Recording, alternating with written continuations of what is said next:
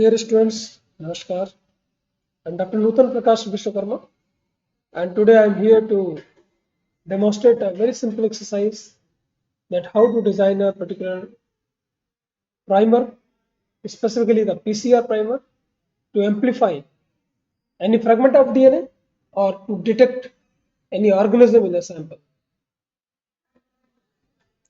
So here we take the objective as here today we'll learn how to design a PCR primer to detect SARS-CoV-2 like SARS coronavirus 2 virus from human sample.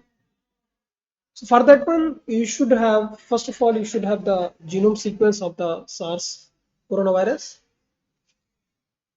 But as you know, if you go in the database, you will find a number of labs they have done the sequencing of the genomes, and there is the variation in the genome of the SARS-CoV-2. So if you design a particular primer by considering only one genome sequence, then maybe if some other strains are there of the same virus, you will not get the amplification. So for that one, what we can do, we can take a lot of genomes available in the database and we can make the consensus sequence. Consensus sequence means what?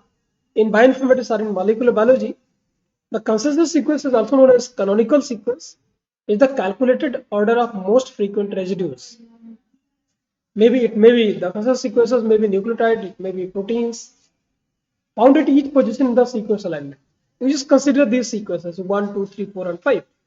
So if I go for the multiple sequence alignment between these 5 sequences, so here you can find that this at the particular position of 2, here you find that the most frequent basis is T. Only in the third sequence at the position number 2, C is there. So what I can assume here that this position, the consensus base will be T. So the most frequent residue at any particular position is known as consensus sequence. So whenever you are targeting a particular virus or anything where there is a variation in the genome, so better to go for before you go for the PCR primer designing, we can design the consensus sequence. So let's first of all just retrieve some sequences from the database and let's see how many sequences are there in the databases. So for that one, what you can do, you can open a fresh page of the NCBI. I'm telling you from the very beginning so that each and every step you can repeat by your own. So whenever you open the NCBI, you just click on all databases and here you will find the number of databases which are hosted in the NCBI. So you click on the nucleotide.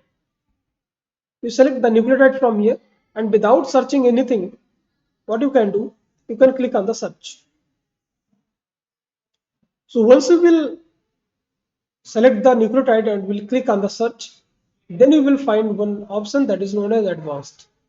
It is always recommended to go with the advanced option to avoid the false positive and unnecessary results. So click on the advanced. Once you click on the advanced, now I think you have the virus name with you. Like suppose I have to go for the SARS-CoV-2. And here in the field, you can select the organism. And in the all field, you want the complete genome, right? You want the complete genome of the sequence, the virus. Now click over here. So here you don't need the partial genome. You need the complete genome. So here you can find that total 56,029 genomes have been submitted from across the world. Different laboratories and different scientists have done the sequencing and they submitted in the database. So if I take all the 56,029 sequences, then I can go for the generation of the consensus sequence. Definitely it is going to take a lot of time. So what I do for the example, for the demonstration point of view, I'll take 2 to 3 sequences only. And so that whenever you design the real-time PCR primer or any problem you have, you want to design it, then you can follow all the same steps and you will be able to design the primer. All right. So for practical, for demonstration point of view, I am just selecting only 2 to 3 so that you can save your time. So the first sequence, as you know, you see here, this sequence have been submitted by USA. This sequence is also submitted by USA, but the genome, definitely the length of both the genomes are same, but there will be definitely a difference in the genome sequences. So 2, 3, 4. So for the to save my time, I am just selecting only 4 genome. Now once you have selected all the genomes, you can click on the send to, click on the file. In the format, you can select the FASTA. Once you selected the FASTA, now you can create the file. So all the 4 genome sequences will be saved in your computer in the FASTA format. So now you have done. Now your file is going to be saved. Here in my computer, it is saved by sequence 1. All right. Now next step you have to do, you have to just go on Google and you type emboss cons. Cons is the software for generating the consensus sequence. As earlier I told you that there is a difference in the genome sequences of the coronavirus. So that doesn't matter which type of strain you are taking, you will be able to detect the virus. So since I have the genome, so I can select the DNA here and I can upload my file just I have downloaded. And obviously that is in DNA sequence. Obviously it is DNA, but virus is, since it is RNA genome, but we never do the RNA sequencing, we do the DNA sequencing. So simply click on open. If you have the RNA sequence with you, then you have to convert into cDNA, and that cDNA actually will sequence. So I have uploaded that file. Just click on the submit. Depends on the internet speed. Within 1 or 2 minutes, you will be able to get your consensus sequence. Once the consensus sequence is there, you got the consensus sequence. Means it represents the whole uh, strength of the viruses. Because in general, you want to amplify the, uh, you want to design a primer through which you can detect the SARS-CoV-2. So as your, see, your depends on your internet speed. Now you can see here, I have got the sequence, the consensus sequence of SARS-CoV-2. Now what you can do, since I have taken only 3 sequences, so now I got the representative sequence, a representative sequence of all the 3 uh, strains. Now you just click over here, the copy. Now what next you can do, you just click on, you just open the the primer blast. So with the primer blast is the NCBI, you can click on the primer blast. Now whatever genome sequence you have copied, you can come on the primer blast and click on, and you click on this window. You can paste your sequence in this window. Here it will ask you certain questions like what are the forward primer and reverse primer. Definitely I need the forward and reverse primer both. So here I'm not making as any kind of the modification here. All the by default condition I'm putting. In case if you are not getting the sequence, in that case you can play with the these parameters.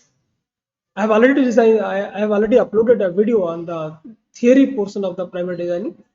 If you want more detail, you want to know more detail about the PCR primer, then you can refer that particular tutorial. Here it will ask you certain questions like primer pair specificity checking parameters. Since you are taking the human sample, so obviously once you put the PCR primer, obviously in the human sample, human DNA will be there. So your primer should not be bind with the human DNA, although human DNA is there. So your PCR primer should be specific to bind with the sequences of coronavirus. So for to avoid that, what you can do, you just select on genomes for selected organism, and here you can select the Homo sapiens, so that it will automatically check that your primer should not be complementary to the Homo sapiens. And whenever you will run the PCR, your Homo sapiens means humans DNA will not get amplified. All right. So it's very simple.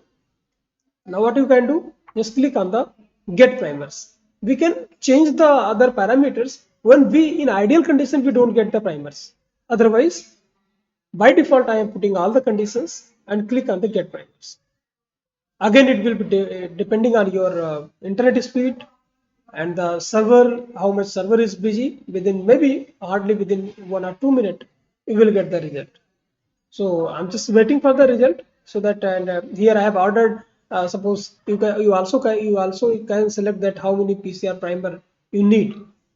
If you need only a single primer, you can select one primer. Otherwise, you need 10 primer or 5 primer pairs. You can select on that. So let me check on the check. Let me check that whether my primer have been designed or not. Still, the calculations is going on. Just wait for a few more seconds so that we can get our results.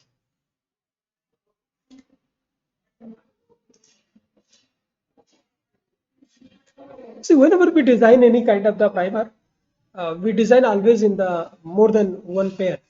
Because if, by the way, if one primer pair is not working well, we can save our time and immediately we can try the another pair. So now your results is came.